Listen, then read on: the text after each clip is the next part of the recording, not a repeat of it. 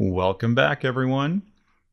So in this document, you will notice that around all of our images, we have these little checkerboards here. These checkerboards indicate what?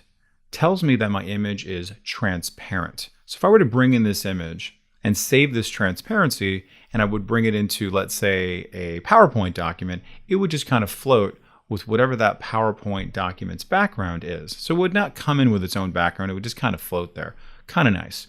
So we're going to learn a little bit of how we can either change the background to make it our own, but then when we save our document, how we can retain this transparency. Now, what we need to do first is discuss a little bit about the layers panel.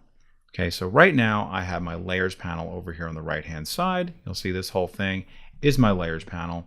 And we have a number of different icons down below. We also have this little guy over here, right? And earlier we discussed that little guy right there. Okay, and of course here is the name of the panel. Okay, now each of these things has a purpose, and you'll also notice that other panels also have kind of some similar things, like a little flyout menu and things like that. Once we bring it out, you'll see more options here. And as we go throughout this course, we will be discovering much more detail than what we're going to discover right now. Earlier, we looked at how we can rename each of our layers. Fantastic, that's great. Okay, we'll also see that in this panel, we'll be able to see a bunch of other things that's going to allow us to have controls of our panels. What we're going to look at right now is how we can adjust this background here. You'll notice that currently, again, it is transparent. So what can I do to add on a colored background? You'll notice this little guy right here, this little black and white cookie. When you click on that, you're going to see a lot of options. And again, this is going to be for some more advanced features when we get into our adjustment layers. We're going to see all those. What we're concerned with right now is just adding on a solid color. Okay, when you move your mouse over, you will see it is called an adjustment layer. So the adjustment we're making is going to be a solid color.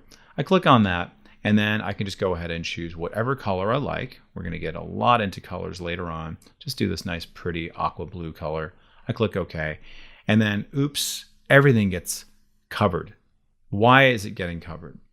Because this is the top layer. So very simply, I want to bring it down to the bottom. So all I need to do is just click and drag that down, and then just notice, follow the blue lines there. I let go, and voila, there you go. Now this is behind everything else. Great, and I can go ahead and just double click on this to rename this. I'll just say blue BG, and I hit enter. That's great. Wonderful. Okay, so I love this. I love this exactly as it is. So I'm going to save this. If you see my tab here, this now has an untitled Photoshop file here. Uh-oh, I don't want that. So I want to be able to save this. When I save it, it's a good idea to save it not only as like your output, what if it's going to be a JPEG or a PNG or a TIFF or a PDF, but you also want to always save it as your working file, meaning my Photoshop file. So very important. So that's going to be the first thing I'm going to do. So I'm going to go ahead and click on File. I'm going to choose Save As. And you'll notice here my Save As type is going to be PSD. Okay, that's great. All right, so I'm just going to say Rams on Parade. Okay, great. And that's going to be my PSD file. I'm going to go ahead and click Save. Now, why did I do that? I want to have a working file because this is going to retain all of its layers. Okay, very important because I want to be able to make changes to this. So as an example, I can come back now. I can say, oh, listen, you know what? I want this to be on top. And because I'm working in my Photoshop file, I can now move this above my RAM and now notice what it does. So we're getting a nice little bonus layers lesson here on top of all that. Okay. And you'll be able to practice all this in your practice time. All right, so that's a Photoshop file. Let's now practice saving it as another file type. So I click on File, Save As, and you will see here in this dropdown, I have lots and lots of options to work with. All right, we're going to focus on two main ones. One is going to be my JPEG, and the other one is going to be my PNG. Now, when do we use one versus the other? Let's start with the PNG option. PNG typically is going to be for when you are working with transparencies. Like earlier we talked about, before we had our blue background, I want to retain that transparency, but yet still have high resolution, I would do PNG. If I don't really care about that, because I don't have a transparency that I'm working with, I can just work with a JPEG, right? Which is fine, which is great. And that's essentially what I'm going to do now.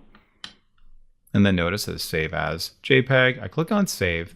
And what JPEG gives you the benefit of is being able to compress your file, because maybe you're concerned about file size. Okay, whereas PNG gives you a little bit of sort of gradation, JPEG gives you quite a bit to be able to really compress it on different levels here.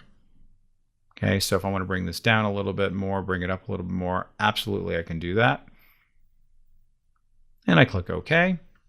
And now it's going to be a little smaller file size than it would be if it was 12. Okay, so go ahead and practice that. We'll pause the video for a little bit and we'll come back.